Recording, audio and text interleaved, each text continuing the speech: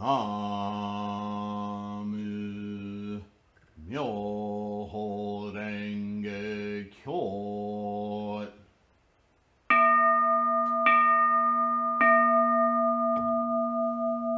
ナム妙法蓮華経。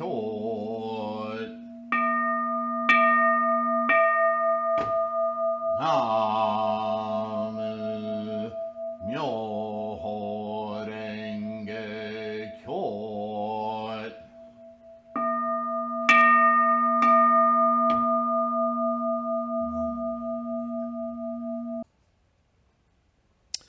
Okay, hello friends. Namo Myoho Renge-kyo. So great to have you here. I hope this finds you in good health and secure. This is going to be a fun one today. I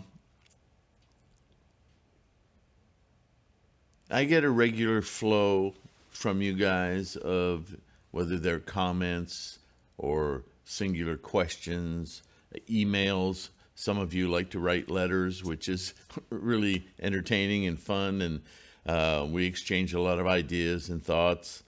And every now and again, I get one of these.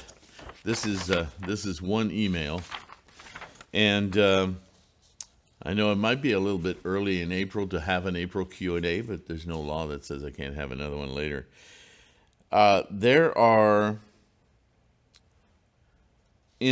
This is in the form of 4 different questions, but it really asks about 180.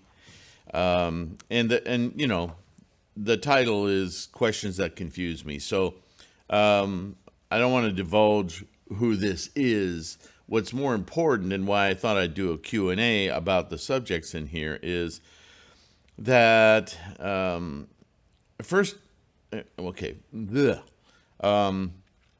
there are so many confusions in here that probably all of us has experienced at one time or another, either when beginning this practice or as we study broadly. I suspect that this particular person, we'll just call him Al for a name. Al, I don't think you're chanting. I don't think you're practicing.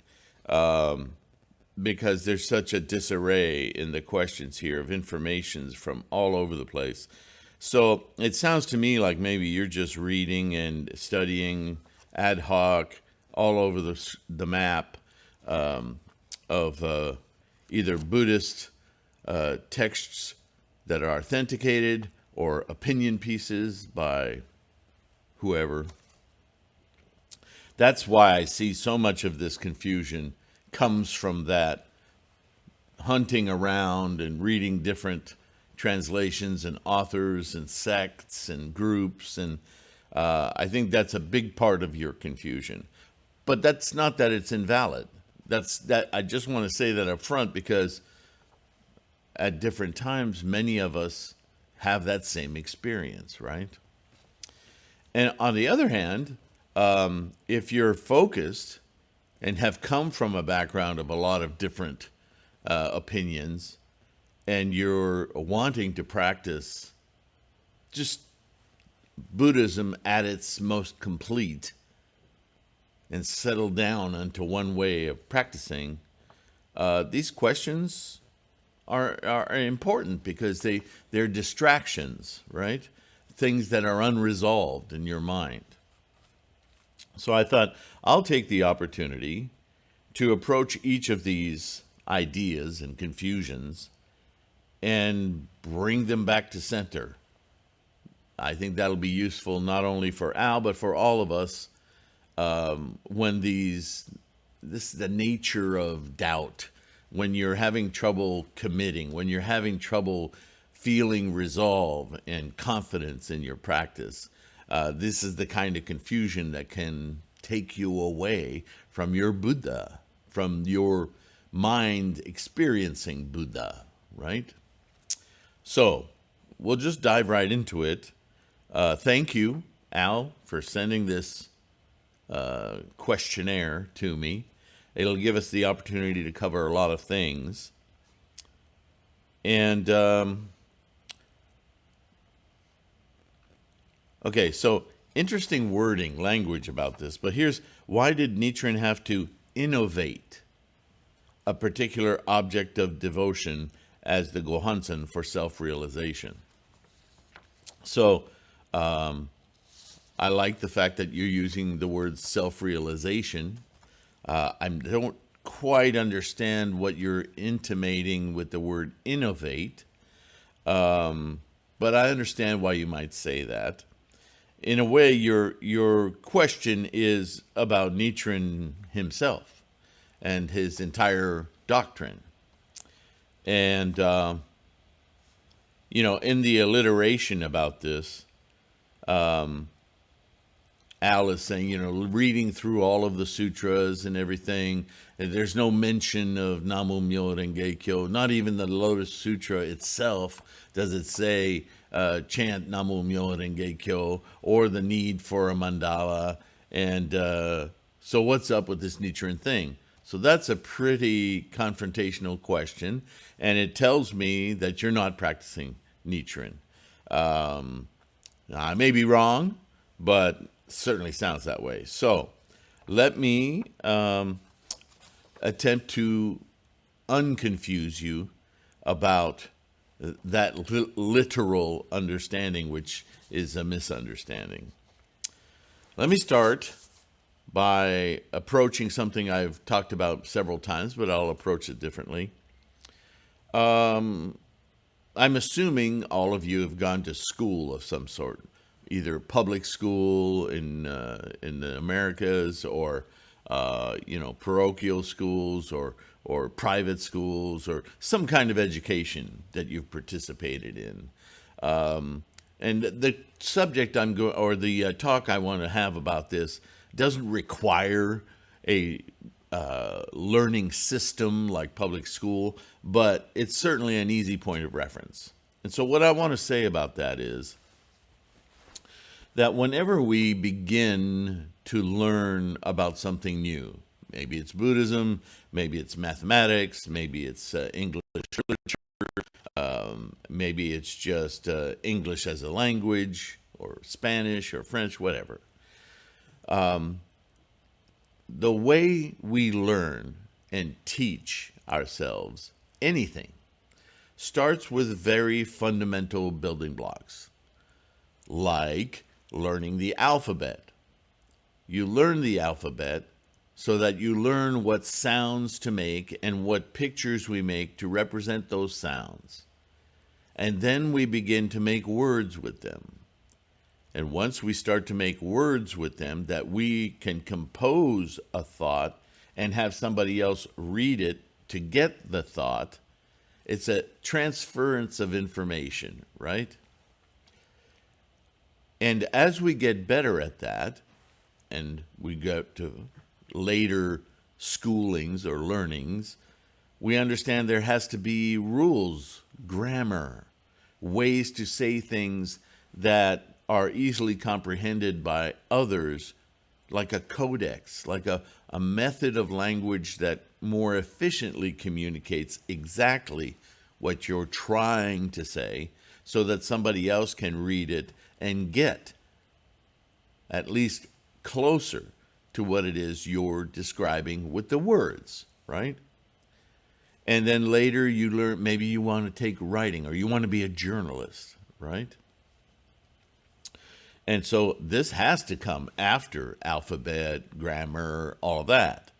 If, for instance, you're a little 5-6-year-old person, and your teacher stands in front of the class and says, okay, now we're going to learn the alphabet. But before you learn the alphabet, I want you to read these major stories from the 60s on political unrest and the way the Supreme Court works, and give me a report. This is your homework. And tomorrow, tell me how those constructs work and how it's written. How many 5 or 6-year-olds would just glaze? It's too soon. The 5, 6, 7-year-old you is in no way prepared to read that work, let alone comment on it, right? I mean, that makes sense, I hope. For the same reason that you wouldn't ask somebody who's learning how to add and subtract fractions for the first time to solve equations for the speed of light and how that converts into time. It just would be ridiculous to do that. Poor child, right? You break their minds. Well, they would just zone out and do something else. But you understand, right? So understand that this is the way Buddhism had to be taught. Some of the concepts, the core concepts of Buddhism, were there all along. But in order to get the students prepared for understanding those concepts, several steps had to be made and built upon over years until they had the capacity to understand the far more profound depth, profundity of a concept. A 3-year-old can tell you a plane flies in the air, but they can't design an aircraft. They can't understand profoundly the nature of flight. They just see it, point at it, and goes, it flies. Like a bird. So the same thing is true of Buddhism. This is why when you read older, earlier teachings of Shakyamuni, they're his teachings, but they don't say anything about Myoho Renge-kyo. Why would they? It would seem like magic to those people, and that would be a horrible misunderstanding. Yeah? Okay. So that's the first part of your question. If you're seeking for justification for Nichiren's scholarship in 3,000-year-old, 2,000-year-old, 1,000-year-old teachings, you're not going to find it. It's just not there. People weren't ready. In fact, the words I'm using are almost a complete paraphrase of exactly what the sutras say. Teach to the capacity and the time. People evolve. Right? All right, so that's the first part of your question. I hope that makes sense. The second part is, why a mandala? Why chanting the name? Now, if you'll do a search on this channel of hundreds and hundreds of videos, I have addressed this question several times, and so has Nichiren addressed this question several times. But I will try to approach it a different way today. There has always been, since before Shakyamuni, a tradition in human practices, religious, farming, methodologies. We do it today with all sorts of things, right? When a doctor wants to know about a certain medication that he knows there's a variety of medications to do the same thing, but they have subtly different components and side effects and focuses on like blood pressure. He might ask the nurse to get him a PDR. What's a PDR? Well, anyone in the medical industry, sorry, I'm being distracted, squirrel, anyway, would know immediately what a PDR is. It's a physician's desk reference. And it's a big book, which now it's online, that has every pill in distribution, the maker, a picture of it, the chemical makeup of it, the targeted methodology of how it works, the success rate, the possible interactions, the side effects, everything a doctor would, and then he can go through that PDR, look under certain symptoms or what's the word I'm looking for? It's a diagnostic tool. So you can go in and say, okay, I'm dealing with high blood pressure, and I go to that section, and here's all the pills that are focused on that problem, and here's how they individually work. and the possible side effects and the interactions, and then he can look. Maybe he just wants to see the interactions and says, okay, so my patient is already taking these drugs, so I can't prescribe this one. And he makes a choice based on the information in the PDR. But everybody calls it a PDR. The PDR is actually a compression of the title, a physician's desk reference. Doctor might ask for the physician's desk reference, right? What my point is that this is human behavior. We've always done this. When there's a compendium of information that we want to reference in its entirety, because when you say PDR, you don't say book. You're not saying the book with the pill in it. You're saying, where's the reference material for all knowledge regarding all the currently available medications in pill form or in liquid form or whatever form, pharmaceutical guide to research my options from every angle. PDR. Humans have done this. Who knows when it started? Caveman might have come up with that. Instead of describing how they're going to hunt this particular animal they've all witnessed and how many of them it will take to hunt it down so that they can kill it and how to kill it, he might just go over to a wall and show cave paintings, and that's his reference. That's his title. This stuff. How often do we call... When you want to reference a word and a definition and an etymology of a word, you just say dictionary. You don't have to communicate any of the other particulars. Everybody knows. You say, go look that work up in the dictionary. Everybody knows, oh, I'll find these particular things within the dictionary. We do it with everything. And this is no different with Buddhism. When the sermon was repeated over and over again, right? It was taught orally. Everybody learned the same sermon, the same song, and repeated it, recited it daily, right? If somebody said to you, you need to study the Lotus Sutra, you need to recite the Lotus Sutra, they knew all of the chapters and what they were going to do in the recitation and the whole song, right? When you label a song from one of your favorite musicians or artists, and you remember Let It Be? As soon as you say that, most people would say, oh, the Beatles? Yeah, Let It Be. Let It Be. And then they'll start singing it. You only use the title and it references everything about it. They did this before the Lotus Sutra, and they certainly do it with the Lotus Sutra. And what is the Lotus Sutra title? Myoho Renge Kyo.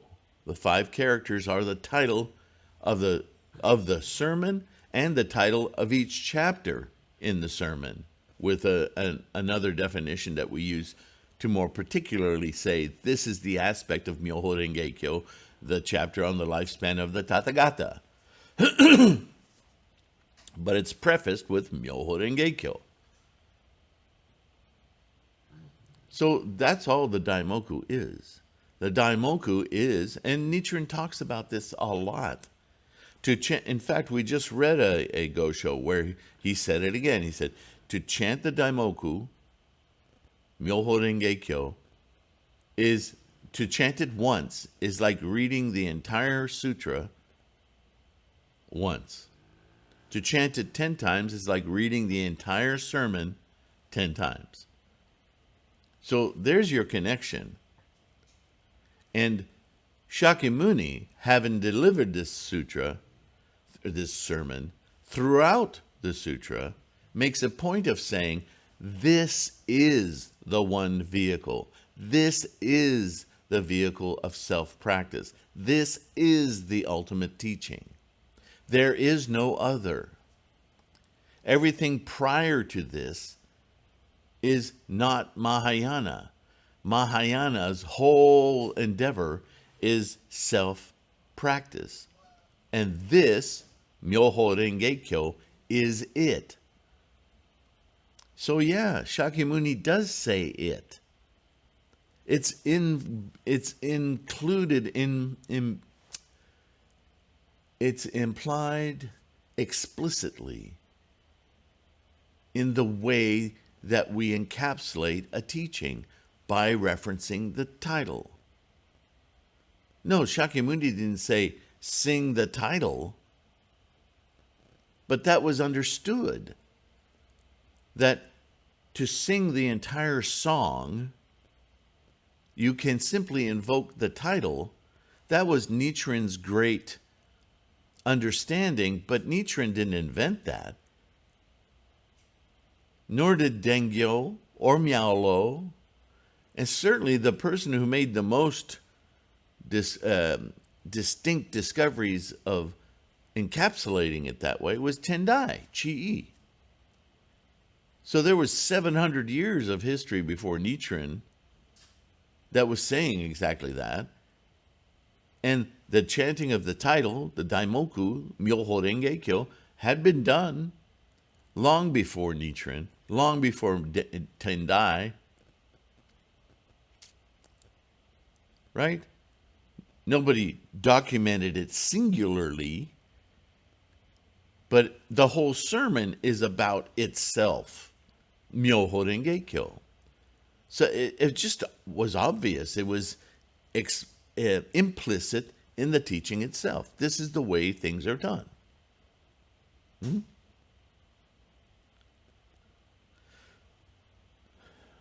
All Nichiren did was evolve the same teaching he got from his lineage,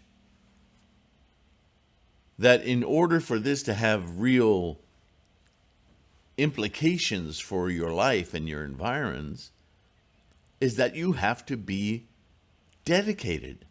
You have to know that this will enliven Buddha in your ninth consciousness, in your mind. You have to have conviction.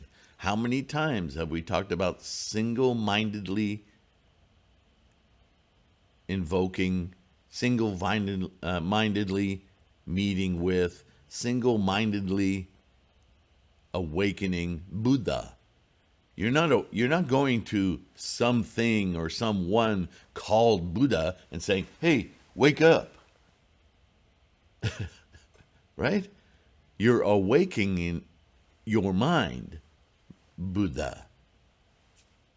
It's a state of knowing, a state of realizing, self-practice, self-realization, like you say.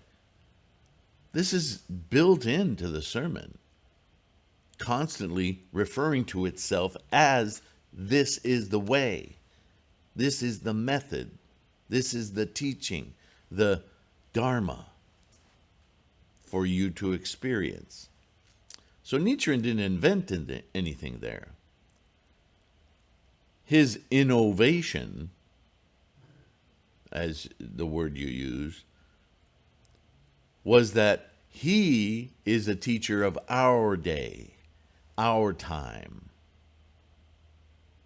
And whereas history before him, Buddhists of every sect and derivation, they use statues and pictures of Shakyamuni to help them focus to realize enlightenment. But what Nichiren realized, not only Nichiren, the teachers before him understood that to focus on a picture or a statue is completely antithetical to Shakyamuni's own previous teachings. We've quoted this many times on this channel too. Shakyamuni specifically said, don't follow me. Don't follow a picture of me, a statue of me. This is your self-practice. He said this long before the Lotus Sutra. Right? Don't follow the person, follow the law. What's the law? Myoho Renge Kyo. So no, we don't put statues of bodhisattvas and Buddhas or nothing. So what do we do? What do we do with our earthly incarnation or manifestation? Sorry, I shouldn't use that other word. Our manifestation of all this energy that is what we perceive as a self. In our age, we're constantly distracted by stuff, things. That's what our attachments are. That's samsara. That's the last thing we want to do if we're trying to enliven our Buddha mind. Our perception of Buddha cannot be referenced to some material item. That's bringing you right back down to samsara. This is why it's absolutely antithetical to chant for things. That's not Buddhism. We want to chant for enlightenment, right? A true perception of the process of life, of which we're a part. Yeah? So, Nichiren thought about this, and he thought about Chi-I's comments on the characters that form the sounds Myoho Renge Kyo, and how significant the composition of those characters were, because they represent the entirety of the teaching, right? That was always known. Title, teaching, title of the song is the song. The title of the song doesn't exist without the context of the song. Chanting is singing. Yeah? So how do I take a human samsaric mind and direct it into this portal, this opening mind to Buddha experience? How can I do that? What do I do? Look at the sky? Look at the hills? Look at an insect? Because I got to look at something. If I don't, all these other consciousness, sound, sight, taste, feeling, they're going to distract me from Buddha. How do I? So Nichiren put a name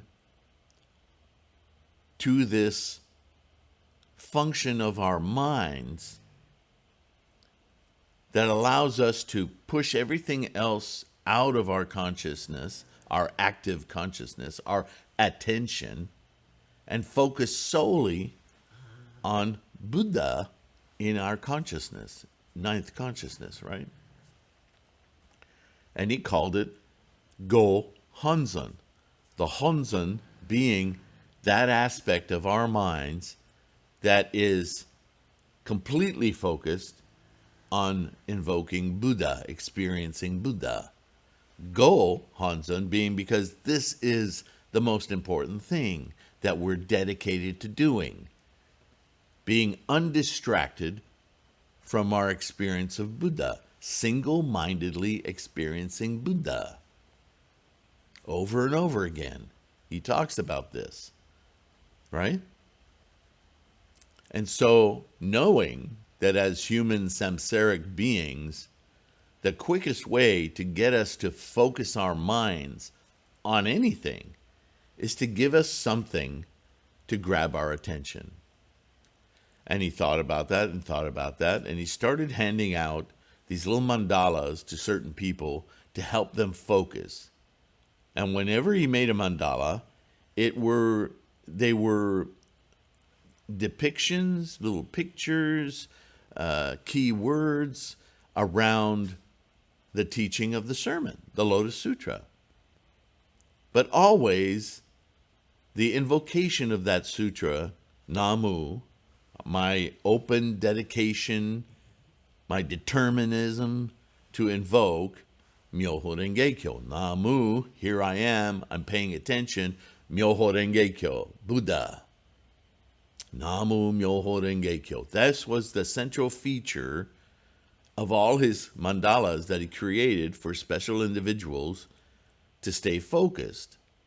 And the more he did that, the more the mandala of this aspect, Go Honzon, began to evolve into all of the key teachings that were elicited in the entire sermon.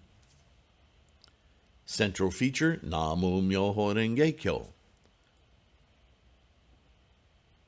And by the time he'd been incarcerated and gone through all sorts of, persecutions and so forth, he honed this mandala into its most inclusive, perfect form as an object in samsara to distract us completely into a focus on our Gohonzon mind, our own innate ability to experience Buddha.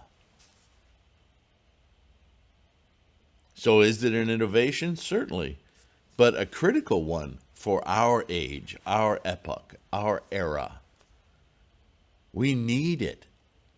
Look at all of the false mandalas we follow. iPhone, computers, movies, Netflix, Amazon, right? Those are all titles, by the way. Yeah?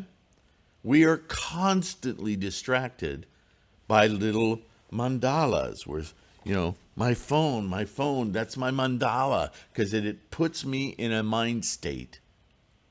This is why everyone walks around like this all the time. So Nichiren knows this is our nature. So he takes the Lotus Sutra, the words of the Lotus Sutra, he narrows this down to the title of the concepts, like Namu Bodhisattva so-and-so, Namu Hachiman, Namu so on and so forth, because those are all little titles on that mandala of the depth of teachings from day one, all the way to the Four Noble Truths. So he establishes consistency of Shakyamuni's teachings throughout his lifetime, culminating Namu Myoho Renge Kyo in the I'm totally dedicated and focused on the Lotus Sutra of the Wonderful Law, Namu Myoho Renge Kyo, central point. This is your entire practice on one scroll. How amazing. What a brilliant thing for him to have done. He brought down the Library of Congress into one little chapter. That's freaking amazing. That's why what we practice is the Lotus Sutra, and by virtue of the Lotus Sutra's construction, all of Shakyamuni's teachings, albeit in its most efficient form, its most in-your-face, simple to do, anyone can do it, the title of the Lotus Sutra, the title of Myoho Renge Kyo, and our dedication to it, Namu Myoho Renge Kyo. The Namu is incredibly significant. And the Myoho Renge Kyo is what it's significant about. Your self-perception, your self-practice, your self-realization of Buddha in your mind. This is all of Nichiren. So how you say you don't find any talk of a mandala or the Daimoku anywhere in Shakyamuni's writings or commentaries of Shakyamuni's writings? Well, you're not looking. You're not studying correctly. Because if you were chanting every day and you had a mandala, this would become obvious to you. I guarantee you. He may not have, Shakyamuni, indicated it word for word the way Nichiren has, but that's what he was saying all along. He just used the cultures and the peoples that around him and their traditions, their cultures, right? Look at all the stories. In the West, we call them fables. In Buddhism, we call them expedient means. When he talks about the physician father with the 3 sons and the poison and the medicine, or the burning house and the enticements, right? Or the turtle finding a hollow in a drift log that's just the right size so he can sun himself. all of these stories aren't the point. The stories are wonderful, but they're teachings. They're ways of reaching understanding that you wouldn't normally have. So that mechanism of having a teaching represents something that opens your mind to understanding is the constant thread of humanity, let alone Buddhism. And it culminates in the Lotus Sutra. Buddha Shakyamuni tried, when he first was enlightened, to encapsulate this idea in his first sermon.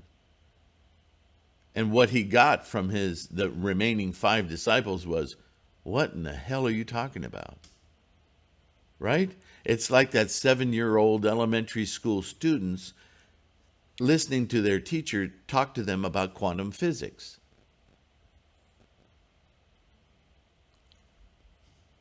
How was school today, son? I don't know. Of course. He doesn't say it at the get-go. Well, he tried to in his own flowery way, but even then, people just, I have no idea what you're talking about. So he started from the bottom. Okay, how did I do this? First, I had to learn this. Let me get you guys used to the idea of this. And he taught that for years. And then when he started to get recognition from his students that they understood fully, okay, let's take the next step. Now think about this. Think about how that works this way. And so on and so forth as he progressed. And then, see, all those teachings, what we've talked about recently, those are teachings for others. How do you teach to others to their capacity? But the Lotus Sutra is singular in that it doesn't say, this is what you can do in your understanding of the world. This is what I did. This is how you can, as I did, attain, awaken your enlightenment. It's this teaching, Myoho Renge Kyo, that is the one vehicle, Myoho Renge Kyo, that enables anyone of any capacity to arrive at the Buddha experience in their mind, Myoho Renge Kyo. And he knew, even when he was teaching that thousands of years ago, that it would be future generations of students that could realize it, that could understand Myoho Renge Kyo, the bodhisattvas of the earth being from the future. There will evolve understanding and capacity at this point where this will be not only understandable, but essential. Because the distractions that we're dealing with on a moment-to-moment basis in this life are very, very overwhelming. And we need something quick and easy that will just turn the light on in our attic of experience to direct us to this ability, this open door, this Gohanzon, to experience Buddha in our mind. I got to stop moving my arms around because every time I do, I lose frames. I apologize if there's hiccups in this video. I'm French, so Latin cultures, right? We talk with our hands a lot, so I apologize. That's just the first question. Where are we time-wise? Yeah, I might have to do this in several parts.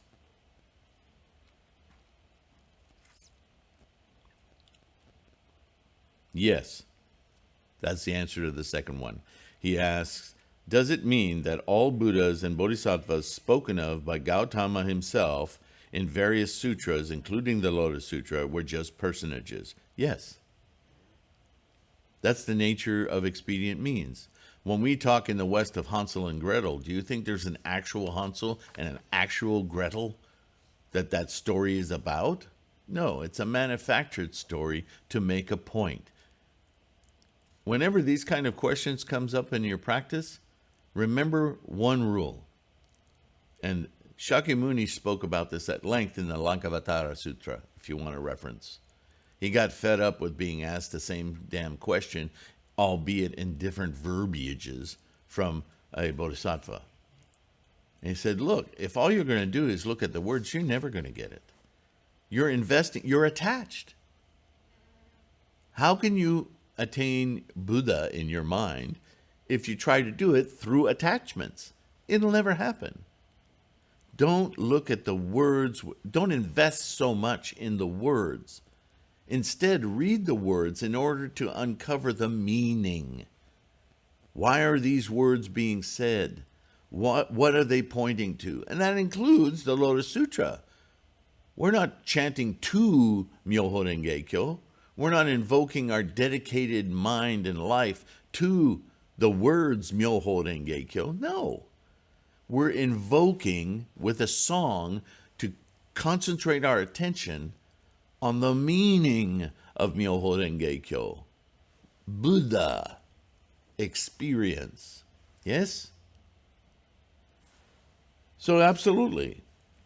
All of the Buddhas in previous lives and bodhisattvas and devils and Devadatta, they're all characterizations. They're ways of thinking. Buddhism is about the mind and the way that it works, the way that it deceives us in this samsaric world of attachments and identification.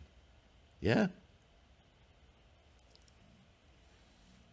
3, does it mean that the Sukhavativyaya Sutra, Pure Land Sutras, originated in India as Mahayana Sutra, are just a hoax and not included among the provisionary teaching? I don't know where the hell you got that, Al. All you need to know, and yes, as he points out, Nichiren rails against the Pure Land. Why? For the same reason I've been talking this whole time. If you're going to address the scientists at NASA or at Elon Musk's SpaceX or any kind of technology or advanced English writing, books, novelists, and you approach those people and you say, I know all about literature, I know all about English, I know all about mathematics and physics and chemistry and biology, but listen, all you have to do is recite the alphabet. You don't like the song? A, B, C, D, E, F, G. How long do you think it would take before you got kicked out of those offices?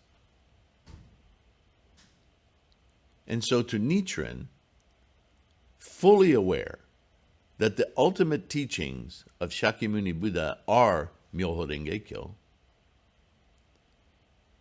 to have people in his country, his nation, who are lauded by politicians and funded by politicians and wealthy people to promote what they're calling Buddhism with these older teachings that are just preparatory, that's heinous. That's destruction of the potential of self-realization. It's not that at one time those teachings weren't very valuable, but that's not what's happening. If you read, if you listen to enough of the videos that I've done on Nichiren's own words, his gosho, and his ire for these people, how could you miss the point that he's making constantly, repeatedly, that these people are taking the order, the chronology of the teachings, and they're flipping them around so they can take the opportunity to add their own devices in there. Mixing up the order of the teachings, mixing up the teaching, adding mudras and mantras into things where they don't belong. What they're doing, what those people were doing, though they called themselves Pure Land School or Pure, what is the other ones? Anyway, all of these other sects. There were 8 prominent sects, so it's not just Pure Land that he railed against, right? And he demonstrated with the quotes of the sutras themselves. Nichiren very clearly showed where they had done their own thing, made their own little recipe. And the recipe they used was always to control the illiteracy of the people, or even the literate, right? It was to manipulate people for governmental purposes, for popularity purposes, to be number one. It's still going on today. We have sects today and groups today that are completely ruled by money and power.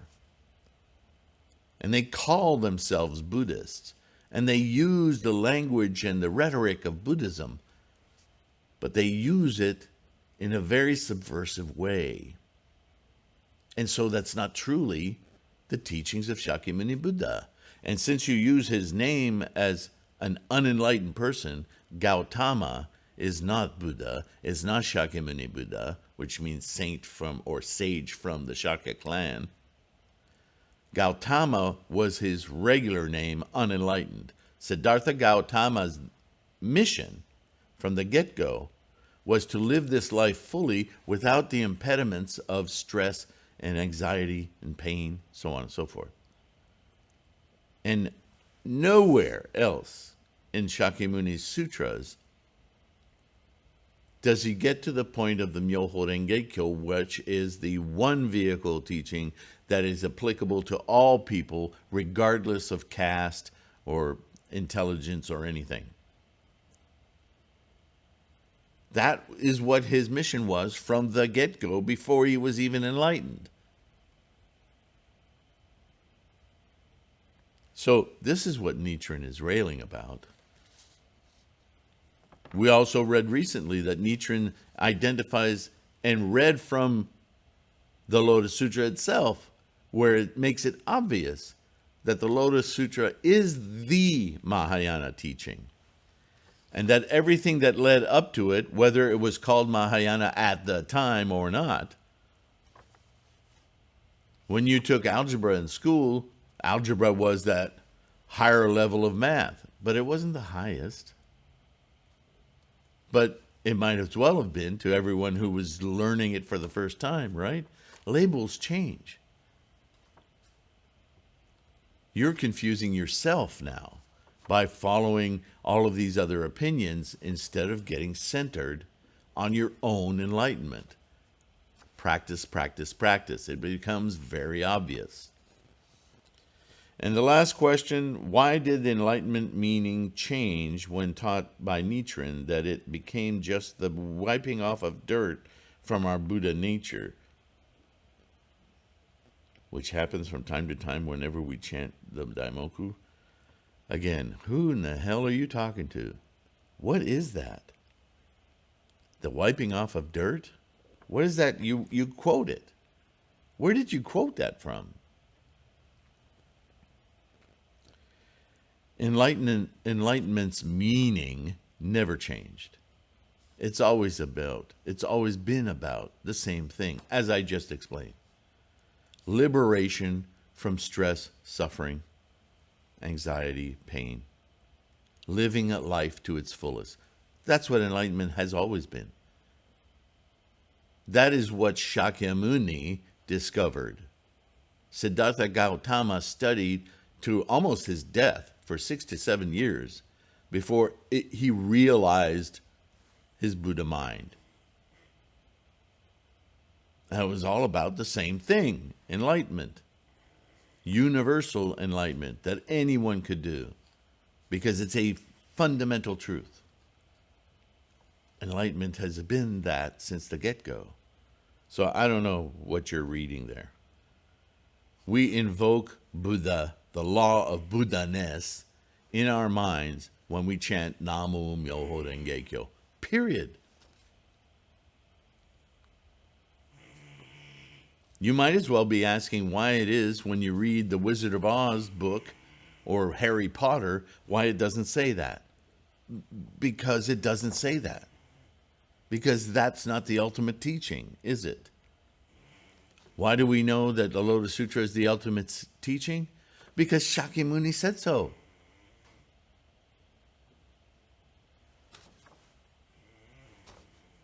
All right.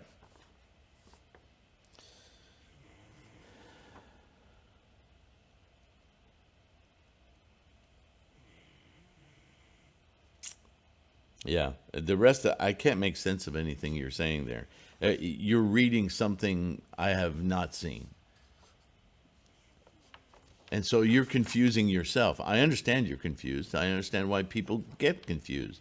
It's almost always because you've been misled. Now, whether somebody has misled you or you've chosen to be misled and you've misled yourself, I don't even want to argue that point. That's just human nature. But the reason we chant every day is so that doesn't happen.